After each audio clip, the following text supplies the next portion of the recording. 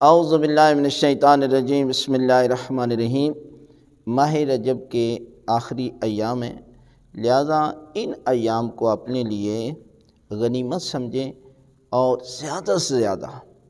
وہ اعمال جو بیان کیے گئے ہیں ان کو آپ اپنی زندگی میں لاگو کریں۔ تو ایک ایسا عمل بتا رہے ہیں کہ جو مولا کائنات حضرت علی ابن ابی طالب علیہ السلام نے اللہ کے رسول سے منقول کیا ہے کہ اگر یہ عمل انسان انجام دیتا ہے ماہ رجب میں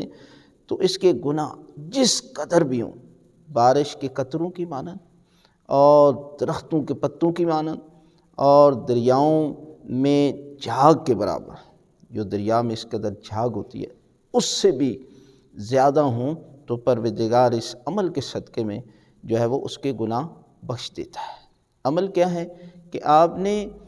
جو ہے وہ ہر روز جو باقی رہ گئے دن، ان میں آپ نے سورہ الحمد اور آیت الکرسی اور 4 کل، یعنی کل یا ایھا الکافرون، کل ھو اللہ احد، اور کل اعوذ برب الناس اور کل اعوذ برب الفلق، یہ 4 کل جو ہے، اور ان کو آپ نے جو ہے وہ ہر ایک کو جو ہے وہ 3 مرتبہ تلاوت کرنی ہے۔ یعنی یہ جو بتائی گئی ہے نا سورہ الحمد، آیت الکرسی اور باقی کل کو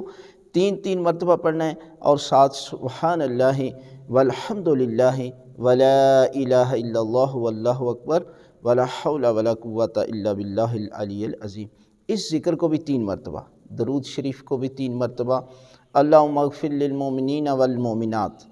یہ لفظ بھی آپ نے 3 مرتبہ پڑھنا ہے، اور 400 مرتبہ اس استغفار کا ذکر کرنا ہے، استغفر اللہ و اتوب الیہ، یعنی آپ 400 مرتبہ اس کا ذکر کریں، تو اس کے بدلے میں پروردگار جو ہے وہ آپ کے گناہ، چاہے بارش کے قطروں کی مانند اور درختوں کے پتوں کی مانند جس قدر بھی ہوں گے، پروردگار جو ہے وہ آپ کے گناہ جو ہے وہ بخش دے گا۔ لہذا آخری ایام ہیں، اگر 2 ہیں یا 3 ہیں، آپ ان اعمال کو ضرور انجام دیں، تو خالق کائنات آپ کو اس قدر جو ہے وہ اجر عطا کرے گا۔